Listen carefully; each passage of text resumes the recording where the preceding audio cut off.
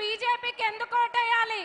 వాళ్ళు ఏం ఉద్ధరించిండ్రని ఓటేయాలి? 10 ఏళ్లల్లా బీఆర్ఎస్ వాళ్ళు ఎట్లయితే ఈ 10 ఏళ్ళు మనం బీల్చుక తిన్నారో బీజేపీ వాళ్ళు చేసింది కూడా అంతే, అంతకు మించి వాళ్ళు ఏం చేయలేదు. వాళ్ళు ఏమి చేయలేదు. ఎందుకు వేయాలి మనం? వాళ్ళు 2 కోట్ల ఉద్యోగాలు ఇస్తా అని ఇయ్యనందుకు ఓటేయాలా వాళ్ళకి? లేకపోతే మత కలహాలు సృష్టించి మనందరి మధ్య చిచ్చు పెడుతున్నందుకు ఓటేయాలా? దేనికి వేయాలి బీజేపీ వాళ్ళకి మనం ఓటు? ఏమైనా చేసిండ్రా వాళ్ళు?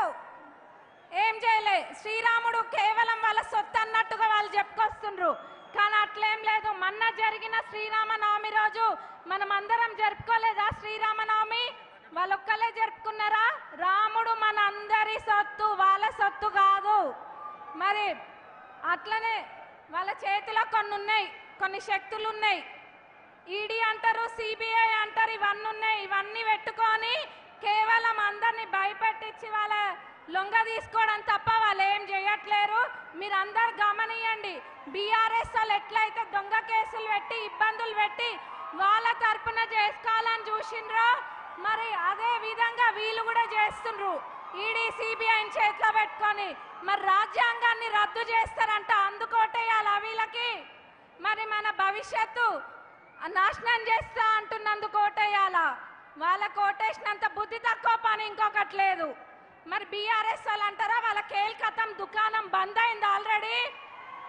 వాళ్ళ గురించి మనం మాట్లాడుకోవాల్సిన అవసరం లేదు మనకి. వాళ్ళు సచ్చిన పాము లెక్క అంతే, ఏం చేయలేదు. మళ్ళా వస్తారు, వచ్చి ఓట్లు అడుగుతారు. మీరెవ్వరు కూడా వేయద్దు ఓట్లు. బీఆర్ఎస్ పార్టీకి వేస్తే ఇంకా బీజేపీకి వేసినట్టే, మీరు ఆలోచించుకోండి. మరి కాంగ్రెస్ కొందుకు ఓటేయాలంటారా? కాంగ్రెస్ ప్రభుత్వం ఏర్పడ్డప్పుడు 7 లక్షల కోట్ల అప్పు ఉంది రాష్ట్రం మీద. అయినా కానీ ఎక్కడ కూడా ఏవైతే గ్యారంటీలు ఉన్నాయో అవి ఏవి అమలు పరవడానికి వెనక్కి తగ్గకుండా కాంగ్రెస్ ప్రభుత్వం మాట ఇచ్చినామంటే మడమ తిప్పమన్న విధంగా ముందుకెళ్ళింది.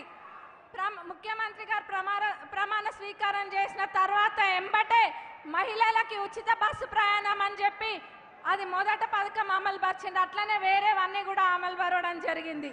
ఇదే కాదు, ఇప్పుడు రైతుల పేరు చెప్పుకొని బీఆర్ఎస్ ప్రభుత్వం ఏదో రాజకీయం చేద్దాం అనుకుంటుంది. కానీ రైతులు ఎవరు పిచ్చోళ్ళు కాదు. వాళ్ళు ఎవరికి గతంలో పంటలు ఎండిపోతే నష్టపరిహారం ఏవి చెల్లించకుండా ఇప్పుడు వచ్చి ఏదో చేస్తామని చెప్తుండ్రు. అవి ఎవరు నమ్మద్దు, దయచేసి వాళ్ళకు ఓటేయద్దు. 4 నెలల మా పాలనని వాళ్ళు తప్పు పడుతుండ్రు. 10 ఏళ్ళు వాళ్ళు ఏం చేసిండ్రు? వాళ్ళు ఏం చేయలే. కానీ మా ప్రభుత్వం అన్ని ఇప్పటికే చాలా పథకాలు అమలు పరిచింది. మరి ఆగస్టు 15వ తారీఖు వరకు రేవంత్ అన్న చెప్పిండ్రు రుణమాఫీ కూడా చేస్తారు. ఇవన్నీ దృష్టిలో పెట్టుకొని మీరు బలరాం అన్నకి ఓటేయాలని నేను మనస్ఫూర్తిగా కోరుకుంటూ సెలవు తీసుకుంటున్నా. Thank you.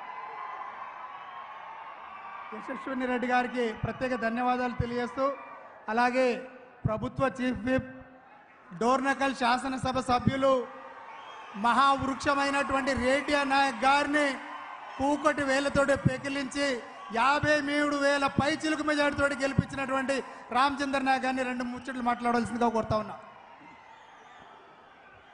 జై కాంగ్రెస్, జై జై కాంగ్రెస్.